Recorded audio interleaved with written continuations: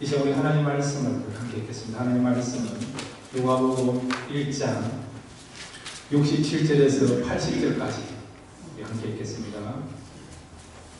그 묻힌 사가랴가 성령의 충만함을 받아 예언하여 이르되 찬송하리로다 주 이스라엘의 하나님이여 그 백성을 기업으로사 성량하시며 우리를 위하여 구원의 도를 그종 다윗의 세대에 일으키셨으니 이것은 주께서 예언부터 거룩한 선지자의 입으로 말씀하신 바와 같이 우리 원수에게서와 우리를 미워하는 모든 자의 손에서 구원하시는 이니라. 우리 조상을 긍휼히 여기시며 그 거룩한 언약을 기억하셨으니 곧 우리 조상 아브라함에게 하신 맹세라. 우리가 원수의 손에서 건지심을 받고 종신으로 주의 앞에서 승리와 모르고 두려움이 없이 승리에 하리라 하셨더라. 이 아이여 내가 지금까지 보신 여기 선지자라 일컬음을 받고 주 앞에 가서 그 일을 준비하여 주의 세력에 그 죄사함으로 말미암으면 구원을 알게 하리니 이는 우리 하나님의 긍휼로 인하니라. 이로써 동정대가 위로부터 우리에게 임하여 어둠과 죽음의 그늘에 앉은 자에게 비치고 우리 발을 평강의 길로 인도하시리라 하니라. 아이가 자라며 신명이 강하여지며 이스라엘에게 나타난 날까지 힘들에 있으리라. 아멘. 같이 기도하겠습니다. 하나님, 이 시간 말씀 듣기를 원합니다. 이 말씀이 우리의 마음에 심겨지게 해주시고 들리게 하여 주셔서 이 말씀 붙잡고 살아갔을 때 우리의 삶 속에 구원의 역사 또한 하나님 주시는 그런 평강의 역사, 은혜의 역사가 풍성할 수 있는 그런 복된 시간 될 수 있도록 말씀 가운데 역사에 주옵소서. 사모하는 마음으로 말씀 듣기를 원합니다. 예수님의 이름으로 기도드렸습니다. 아멘. 오늘 말씀을 통해서 하나님을 더 알아갈 수 있는 귀한 시간 되시기를 바랍니다. 오늘 말씀의 내용은요, 사가랴가, 엘리사벳의 남편 사가랴가 10개월 동안 벙어리 되었다가 입이 열려서 10달 만에 말하는 내용이에요. 그 내용이 뭐냐니까 하나님을 향한 찬양하는 내용입니다. 그래서 오늘 이 사가랴의 찬양을 통해서 하나님께서 우리에게 주시고자 하는 은혜를 함께 나누기를 원합니다. 첫 번째로 한번 따라해 주시기 바랍니다. 구원의 은혜를 받은 것을 찬양하자. 무엇을 찬양해야 된다고요? 구원의 은혜를 받은 것을 찬양해야 된다. 사가랴가 10개월 동안 말을 못하고 버무리고 있었는데, 그리고 하나님께서 입을 열어주셔서 말을 하게 됐는데, 제일 먼저 무슨 말을 했느냐? 바로 하나님의 구원의 은혜에 대해서 감사하며 찬양하는 그런 말을 한 것을 보게 됩니다. 자, 여러분이 만약에 10달 동안 말을 못했다가 입이 열려서 말을 할 수 있게 되어서 이제 말을 한다고 한다면 무슨 말을 하겠습니까? 다양한 말을 할 수 있겠죠. 그런데 사가는 무슨 말을 했다고요? 하나님의 구원의 은혜에 대해서 찬양하고 감사하는 말을 하게 되는 것을, 또 한 것을 우리가 보게 됩니다. 우리 부모들한테는 관심이 있어요. 뭐냐니까 여러분의 자녀들이 엄마를 먼저 말할 건가, 그 다음에 아빠를 먼저 말할 건가, 여기에 관심사가 있지 않습니까? 그죠? 그래서 엄마를 말했다가는 엄마는 자부심을 느끼고, 아빠를 말했다 그러면 평생 더 자부심을 느끼면서 두고두고 잊어먹을 때마다 끄집어내가지고 말하고, 아빠를 먼저 불렀다고, 그렇게 그게 긍지와 자부심을 가지고 이야기하지 않습니까? 저희 집의 아들이요, 엄마를 먼저 말했겠습니까? 아빠를 먼저 말했겠습니까? 그러니까 지금 말을 하는 거죠. 저희 아들은 엄마보다도 아빠를 먼저 불렀습니다. 그러면 여러분, 그냥 아빠가 나오겠습니까? 아빠를 말할 수 있도록 제가 얼마나 공을 많이 드렸습니까? 그런 말이지 않습니까? 한 송이의 북각꽃을 피우기 위하여 저쪽 새는 봄부터 오르는 것보다. 아빠의 말을 하기 위해서 제가 얼마나 이렇게 봄부터 들어가지 않겠습니까? 생명사가라는 모든 걸 보고 그런 가운데 입을 열어 찬양하는데 무엇에 대해서 하나님의 구원에 대해서 찬양한다는 거예요. 그러니까 우리가 은혜를 받으면 하나님을 알면 우리가 제일 먼저 무엇을 찬양하느냐? 구원의 은혜에 대해서 찬양한다는 거예요. 만약에 여러분 구원에 대한 은혜에 대해서 우리가 찬양하지 않고 구원에 대한 감격이 없으면요 우리 신앙을 점검해 봐야 돼요. 그런데 여러분 구원에 대해서 감사하는 마음이 있고 또 구원을 생각하면 기쁨이 있고 감동이 있고 눈물이 흐른다면 여러분의 신앙생활은 지금 잘하고 있는 것입니다. 그러니까 나의 신앙의 척도를 우리가 구분 지을 수 있는 기준이 되는 게 뭐라고요? 구원에 대한 은혜, 구원에 대한 감격이 있냐 없느냐 그거예요. 날마다 구원의 은혜를 잊지 마시고 구원의 감격을 가지고 살아갈 수 있는 저와 여러분 되시기를 바랍니다. 오늘 누가복음 1장 67절에서 69절에 보면 사가랴가 하나님에 대해서 구원의 은혜를 찬양하는 것을 보게 됩니다. 함께 읽겠습니다. 시작. 그 부친 사가랴가 성령의 충만함을 받아 예언하여 이르되 찬송하리로다 주 이스라엘 하나님이여 그 백성을 돌보사 성령하시며 우리를 위하여 구원의 표를 그중 다윗의 집에 일으키셨으니 아멘. 여기 68절과 69절에 보면 하나님의 구원에 대해서 표현하는 내용이 있어요. 먼저는 이스라엘의 하나님이여 그 백성을 돌보사. 이 돌보다 언어의 의미는 원어적인 의미는요 하나님이 찾아오셨다 그 말이에요. 그러니까 여러분 성경 읽을 때 하나님이 돌보사, 주님이 돌보사 그 말은 어떤 의미라고요? 하나님이 우리를 찾아오셨다, 주님이 우리를 찾아오셨다 그 말이에요. 자 그러면 하나님이 인간에게 찾아오실 때 두 가지의 결과가 나타나요. 첫째는 뭐냐? 구원. 또 하나는 뭘까요? 심판입니다. 심판.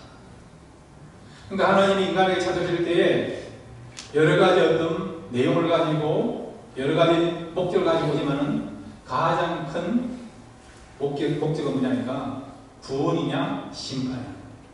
그런데 여기 그 백성을 향하여 찾아오셨는데 그 백성을 돌봤다는 말은 뭐죠? 찾아오셨다는데 그 찾아왔다는 말은 뭡니까?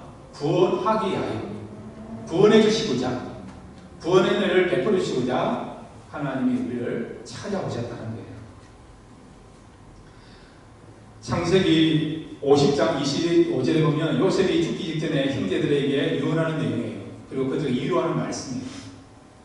요셉은 형제들에게 하나님이 반드시 당신들을 돌보시리니 그렇게 말씀을 하고 눈을 감습니다.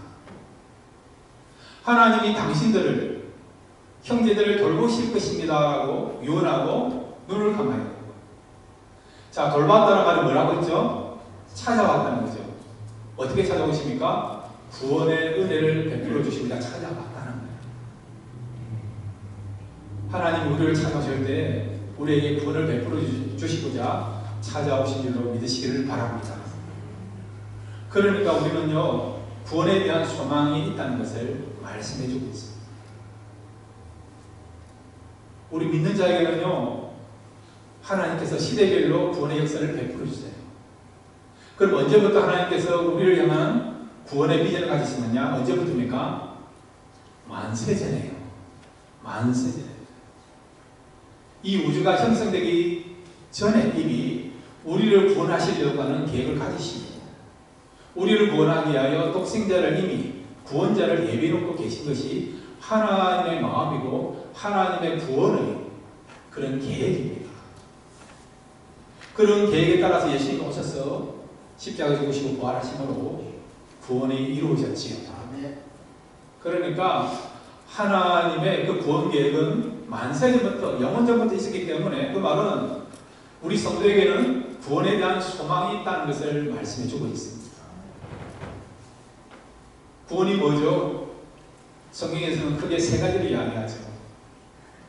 우리가 예수 믿어서 천국 가는 그 영생 구원이고 그 다음에 여러분 현실적인 어려움부터 우리가 극복할 수 있는, 이길 수 있는 구원이 있고, 그 다음에 우리가 예수님의 성품을 닮아가는 그런 구원이 있죠. 그래서 여기서 말하는 구원은 천국 가는 구원, 죄에서부터 벗어나서 천국 가는 구원, 그것도 말하고 있고, 그 다음에 여러분, 우리의 모든 어려움부터 이길 수 있는, 극복할 수 있는 그 구원을 말하고 있죠. 그러니까 하나님의 이러한 구원 계획은 만세전부터 계획을 가지셨고 그것을 진행하셨기 때문에 우리는 언제든지 구원에 대한 소망이 있는 것을 알고 날마다 구원을 바라보며 살아가는 저와 여러분 되시기를 바랍니다. 그 다음으로 보면 68절에 속량하시며, 속량하시며, 속량이라는 말은 어떻게 해요? 값을 지불했다 그 말이에요. 값을 지불했다. 우리의 죄에 대한 그런 값을 지불했다. 그런 의미가 있고, 또 속량이라는 말은 되찾았다. 영어로 말하면 우리가 테이크백이나 브링백이라 할 수 있는 되찾았다, 되돌려 놓았다. 그런 의미를 갖고 있는 게 속량이에요. 속량. 그러니까 우리가 죄를 짓기 때문에 우리 스스로 죄의 값을 지불할 수 없으니까 예수님이 우리의 죽으심으로 우리가 지불해야 될 모든 죄의 값을 지불하신 거예요. 그래서 우리가 죄로부터 해방되고 죄로부터 사함받은 것입니다. 여러분이 말씀드립니다. 여러분이 예수를 믿었다 한다면 이제부터 영적으로 죄인이 아니고 의인된 것을 믿으시기를 바랍니다. 그 다음에 예수님이요, 우리를 속량하셨어요. 되찾아 주셨어요. 원래 우리는 하나님께 속한 자였는데, 그런데 죄로 말미암아 하나님께 속한 자가 아니고 마귀에 속한 자가 되었지. 그리고 하나님 백성이었는데 이제는 하나님 백성이 아니고요, 하나님하고 전혀 상관이 없는, 심지어 말하면 원수가 되었습니다. 하나님의 은혜와 축복받아야 될 그런 사람이었는데 죄로 말미암아 이제는 축복받는 것이 아니고 우리에게 뭐가 주어졌다고요? 저주가 주어져요. 저주가요. 그런데 우리가 예수님을 믿음으로 말미암아, 또 예수님이 우리 죄를 사해 주신 말미암아 우리를 어떻게 해요? 하나님의 백성으로 돌려놓은 겁니다. 또한 예수님 때문에 우리가 저주받는 상태에서 이제 저주받는 것이 아니고 축복받는 상태로, 축복받는 존재로 우리가 되찾아지게 된 것입니다. 그런 의미를 담고 있는 것이 바로 속량이라는 거예요. 속량. 그 다음에 여러분, 그 사무엘하 22장 2절과 3절에 오면 다윗이 그의 생애를 마감하면서 자기의 삶을 한마디로 요약하고 있어요. 그리고 자기가 이제 죽기 직전에 하나님에 대해서 하나님 이런 분입니다 라고 소개하는 내용이 있습니다. 자, 사무엘하 22장 2절 3절 같이 읽겠습니다. 시작. 이르되 여호와는 나의 반석이시요 나의 요새시요 나를 위하여 나를 건지시는 자시요 내가 피할 나의 반석의 하나님이시요 나의 방패시요 나의 구원의 불이시요 나의 높은 망대시요 그에게 피할 나의 피난처시요 나의 구원자시라 나를 폭력에서 구원하셨도다. 아멘. 예. 여기 보시면 다윗이 자기 생애를 한마디로 말하면 나는 구원의 하나님의 은혜를 받았다. 하나님이 어떤 분이냐? 나에게 역사하신 하나님은, 내가 만난 하나님은 어떤 하나님이라고요? 구원의 하나님이다. 그걸 말씀하고 있습니다. 그래서 다윗의 생애를 한마디로 요약하면 바로 하나님은 구원이시다. 그걸 보여준다. 자, 여러분, 다윗이 얼마나 위대한 일을 많이 했습니까? 예루살렘 성을 정복했고, 성전을 지을 수 있는 준비를 다 했고, 정복 전쟁을 불렸어요. 나일강에서 유브라데까지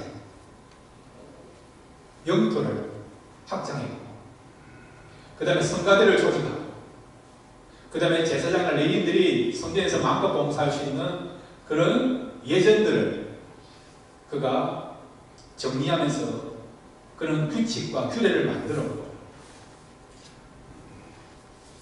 다윗이 얼마나 큰 일을 했습니까? 그런데 다윗은 그의 생애를 돌아보면서 뭐라고 이야기하느냐? 나는 하나님의 구원의 은혜를 받은 사람이다. 그리고 하나님 어떤 하나님이야? 나에게 구원을 베푸신 하나님이다. 그런 소개를 하고 있는 것이지. 그러니까 여러분, 우리가 구원받은 것이 얼마나 중요한가. 또한 하나님에 대해서 구원의 하나님으로 인식하지 않으면 우리 신앙에 문제가 있다는 것을 또 말씀해 주는 것이죠. 그러나 우리가 하나님에 대해서 구원의 하나님을 인식하고 있고 하나님께서 베풀으신 구원만 생각하면 우리는 날마다 영적으로 풍성해져 가고 또 신앙생활을 바르게 하고 있다는 것을 또 말씀해 주고 있는 것입니다. 그런데 여러분, 오늘 본문 누가복음 1장 69절에 보면 사가랴가 찬양하는 가운데 69절을 보시면 우리를 위하여 구원의 뿔을 그 종 다윗의 집에 일으키셨으니 구원의 뿔이 됐어요. 다윗도 사무엘하 22장 3절을 보면 하나님에 대해서 나의 구원의 뿔이시오 라고 이렇게 말씀합니다. 이 구원의 뿔이 뭐냐니까 여러분, 성전에 가면 번제단이 있어요. 제물 올리는 번제단이 있습니다. 근데 그 번제단은요, 동서남북으로 사방으로 어떻게 해요? 뿔이 있습니다. 그 뿔에다가 피를 발라요. 이것은 구원을 상징하는 것입니다. 근데 만약에 어떤 사람이요, 죄를 지었는데 근데 고의로 사람을 죽일 그런 목적이 아니었고 실수로 말면 사람을 죽여서 죽을 수밖에 없는 상황이 되었지만은 그럼에도 불구하고 만약에 성전에 들어가가지고요, 그 번제단에 있는 뿔을 잡으면 살게 되는 그런 제도가 있었습니다. 만약에 혐의가 발견되면 끌려나가 죽는 경우도 있지만, 그러나 고의로 사람을 죽였거나 고의로 사고를 치지 않은 이상은 어떤 실수로 인하여서 사람을 죽이거나 또 실수할 경우에는 성전에다가 뿔을 잡으면 살게 되는, 구원받는 그런 일이 있다는 거예요. 지금 그걸 말하고 있는 것이죠. 이 구원의 뿔이라는 것은 우리가 살리는 그런 하나님이신 것을, 또 우리를 구원하시는 하나님 것을 말씀해 주고 있습니다. 그러므로 사랑하는 성도 여러분, 우리는 구원받은 백성입니다. 날마다 이것을 기억하시고 감사하시고 이것이 힘해지려고 한다면 날마다 기도할 때에 구원의 감격이 식어지지 않고 그 열정이 떨어지지 않고 계속해서 구원의 하나님을 찬양하게 됩니다. 하나님 생각하면 구원 때문에 늘 감사하며 찬양하며 하나님을 사랑해달라고 그런 중심과 기도하시면 성령께서 여러분 마음 주장하여 주셔서 날마다 구원의 은혜를 풍성히 하시는 그런 역사와 은혜들을 우리에게 베풀어 줄 줄로 믿습니다. 두 번째로 여러분, 이 사가랴가 찬양한 내용은 뭐냐? 한번 따라해 주시기 바랍니다. 두려움을 이기게 하신 것을 찬양하자. 무엇을 찬양한다고요? 두려움을 이기게 하신 것을 찬양하고 있습니다. 오늘 성경 누가복음 1장 74절과 75절 우리 함께 읽겠습니다. 시작. 우리가 원수의 손에서 건지심을 받고 종신토록 주의 앞에서 성결과 어로 두려움이 없이 섬기게 하리라 하셨도다. 아멘. 어떻게 섬기게 하셨다고요? 두려움이 없게 섬기게 했다. 두려움이 없게 섬기게 하셨다는 거예요. 완료적인 의미라는 완료적인. 사랑하는 여러분, 우리 살다 보면 두려움이 있어요. 근데 사가랴 찬양처럼 이미 여러분이 느끼는 경험하는 두려움을 하나님께서 해결해 주신 것을 믿으시기를 바랍니다. 근데 여러분, 왜 사람들이 두려워하죠? 여러 가지 이유로 두려움이 있죠. 근데 크게 우리가 두려움을 갖는 두 가지 이유가 있어요. 첫째는 대상 때문에 대상. 두려움에 대한 대상이 있지 않습니까? 그렇지 않습니까?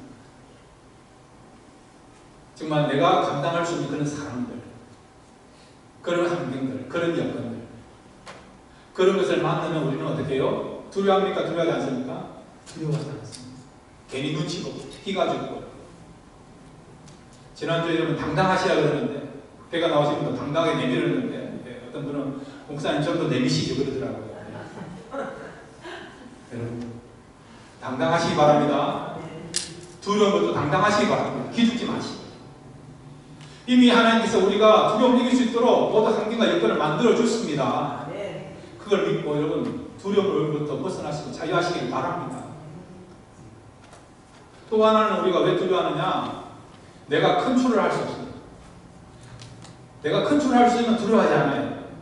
사람에 대해서, 환경에 대해서, 세상 돌아가는 이치도 그렇고. 근데 내 손에서 벗어나는 경우, 내 생각에서 벗어나는 경우, 내 계획에서 벗어나는 것, 내가 저는 힘을 쓸 수 없는 그런 상황이다, 도저히 컨트롤할 수 없는 상황이다, 그러면 어떻게 됩니까? 두려움을 느끼는 거죠. 나의 생각 밖에서, 또 내 손 밖에서 이루어지는 일이니까. 그러면 얼마나 변수가 있지 않습니까? 자녀에 대해서 왜 두려워하죠? 내가 컨트롤할 수 없는 그런 상황과 환경에서 자녀들이 생활하지 않습니까? 집에서는 얌전하고, 집에서는 말도 잘 듣고, 그러는데 밖에서는 아이들이 어떻게 생활하는지 모르니까, 밖에서는 부모들이 아이들을 컨트롤할 수 없으니까, 우리가 그런 상황, 그런 환경이 되면, 또 그런 나이가 되면 두려워하지 않습니다. 그러면 대상 때문에 두려워하기도 하고, 또 컨트롤할 수 없는 상황이 되면 두려워하는데, 이 두려움을 어떻게 극복하느냐? 한번 따라해 주시기 바랍니다. 믿음으로 두려움을 극복하자. 여러분, 이렇게 해가지고 두려움 극복하겠습니까? 믿음으로 두려움을 극복하자. 그렇게 하시겠습니까? 두려움을 이길 수 있는 유일한 방법은 여러분, 믿음이에요. 믿음. 믿음이 이기네. 믿음이 이기네. 주 예수를 믿는 믿음이 이기네. 주 안에 있는 자에게는 딴 근심 있으리라. 주 안에 있는 사람은요, 어떻게 해요? 근심을 이긴다는 거예요. 두려움과 근심은 짝이에요, 짝. 두려움이 있으면 자동으로 나타나는 것이 근심이에요, 근심. 염려입니다. 이것은 믿음만이 두려움을 이기고, 믿음만이 염려를 이기게 될 줄로 믿습니다. 아멘. 왜 그렇습니까? 믿는다는 것은 뭐냐? 하나님을 크게 보는 거예요, 여러분. 네. 하나님을 가장 강한 자로 보는 겁니다. 네. 하나님의 관점을 해보고 하나님의 눈을 보니까 하나님보다 강한 것이 어디 있어요? 하나님보다 여러분 높은 자가 어디 있습니까? 하나님은 모든 것을 컨트롤하지 않습니까? 우리가 컨트롤할 수 있는 것도 있지만 우리가 컨트롤할 수 없는 것도 있지 않습니까? 근데 하나님은 모든 것을 경영하시고 모든 것을 다스리고 컨트롤하지 않습니까? 네. 하나님의 관점에서 보니까요, 우리가 얼마든지 마음의 평안을 가지고 기쁨을 가지고 소망을 가지고 자유로움을 가지고 살아갈 수 있는 겁니다. 네. 믿음만이 여러분 두려움이 이기게 될 줄 믿습니다. 네. 사무엘상 여러분 17장에 보면 놀라운 위대한 전투가 있죠. 다윗과 골리앗과의 싸움 전투가 있지 않습니까? 골리앗은 세상을 상징해요. 키가 3m 돼, 3m. 이마벽으로는 다 무장되어 있어요. 어릴 때부터 싸움을 잘한 용사가 여러분 잘 아시는 골리앗 아닙니까? 골리앗. 예. 근데 소년 다윗은 어떻습니까? 골리앗에 비하면 상대가 되지 않잖아요.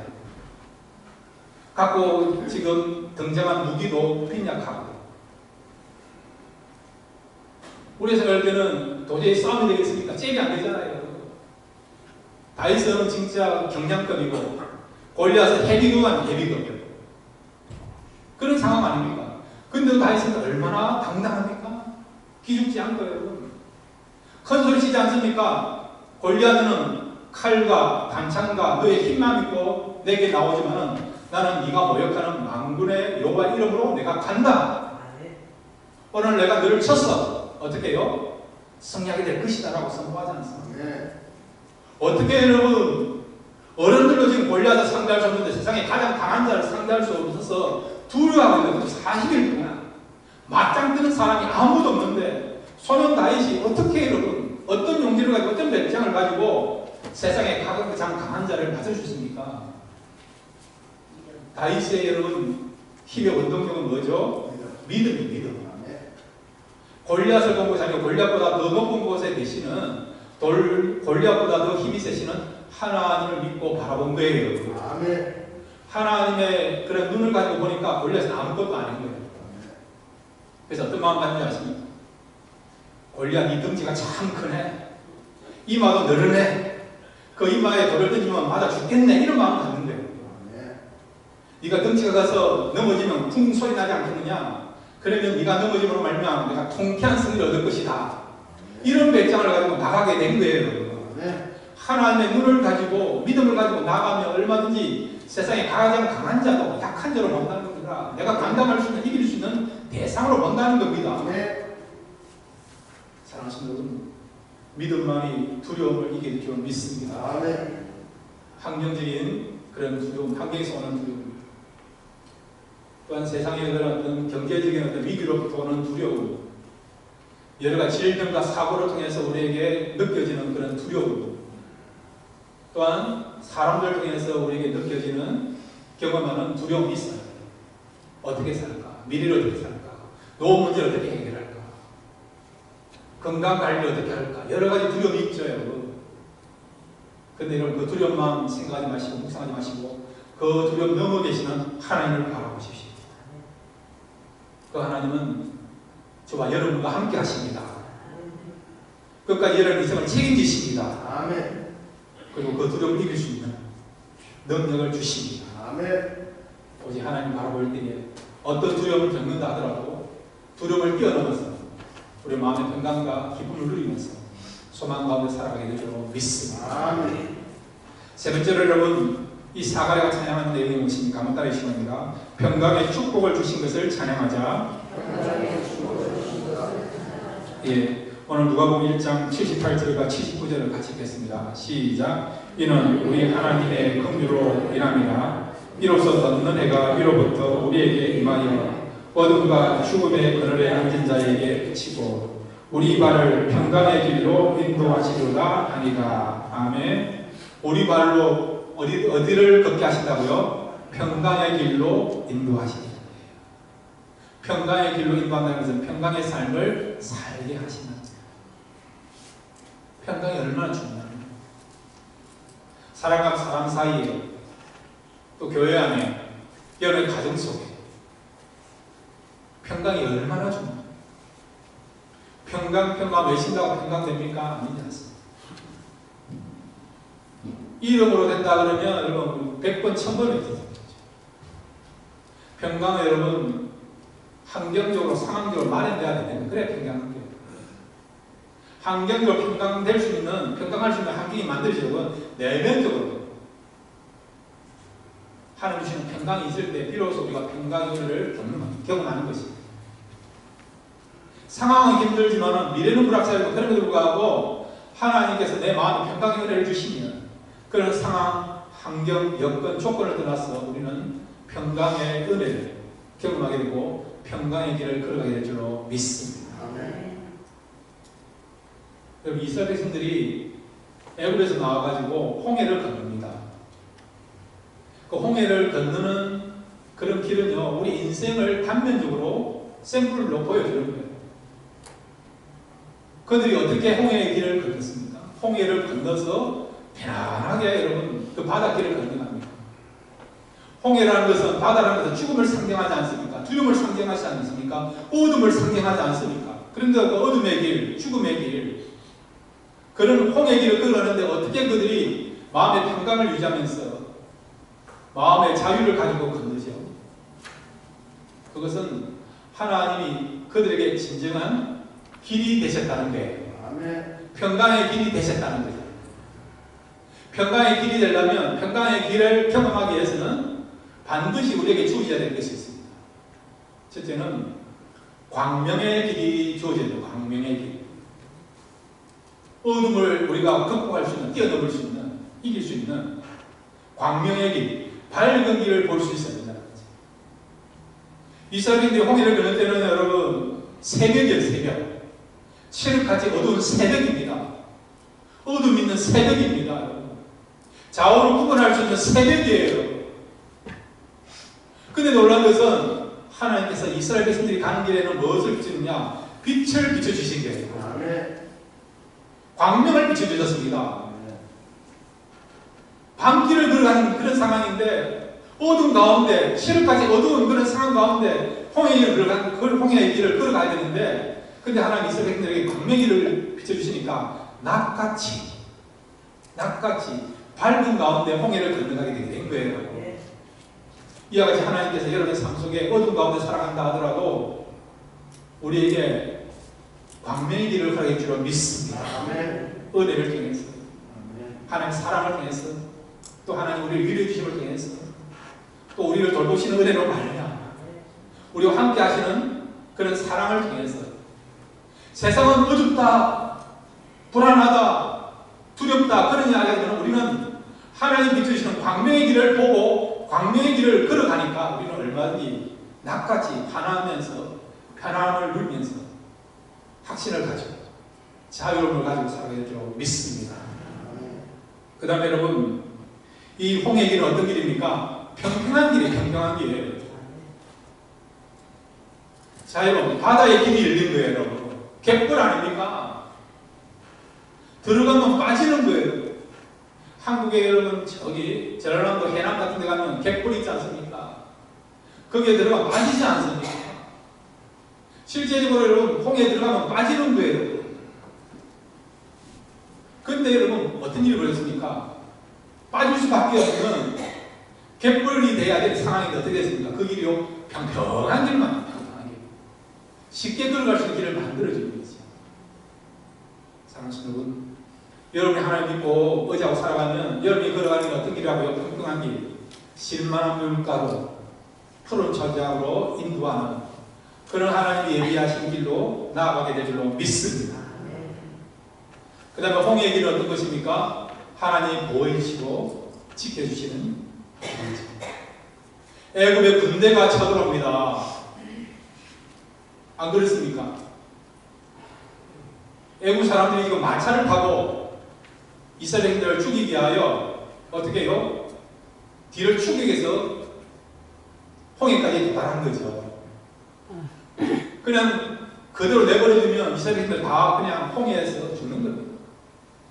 근데 하나님은 어떻게 합니까? 이스라엘인들을 보호하기 위하여 애국 사람들이 더 이상 추격하지 못하도록 그들을 지키시고 보호하지 않습니다. 또 여러분 지금 홍해 그런 바다길이 갈라진 거예요. 여러분. 사방에 여러분 물살들이 있어요. 여러분. 큰 물이라고 하는 댐 같은 기둥이 있습니다.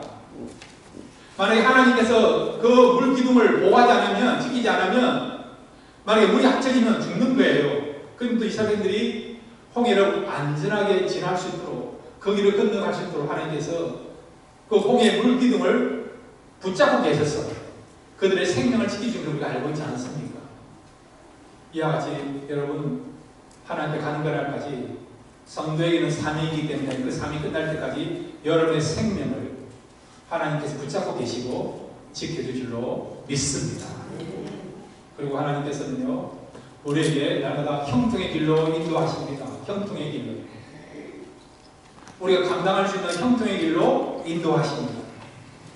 여러분 사랑하시는 여러분, 우리가 살아가는 세상은 날로 여러분 여러 가지 각종 사고가 있고 불안전하고 천재지변이 일어나고 기후변화가 일어나고 그런 가운데 있지만 사람들 마음도 악하고 다양한 어떤 사건들이 나타나는 그런 가운데 있지만은 그럼에도 불구하고 이스라엘 백성들을 홍해 길을 통해서 안전하게 보호하시고 지켰던 그 하나님의 은혜라고 하면 그 하나님의 역사실 한다면 우리가 지금 이 시대에 살아간다 하더라도 하나님께서 우리를 안전한 길로, 의의 길로, 생명의 길로, 구원의 길로 이끌어가게 하셔서 우리가 진정한 평안을 누리고 살아가게 될 줄로 믿습니다. 아멘. 시편 29편 11절 말씀 읽고 말씀을 마무리합니다. 시편 29편 11절입니다. 시작.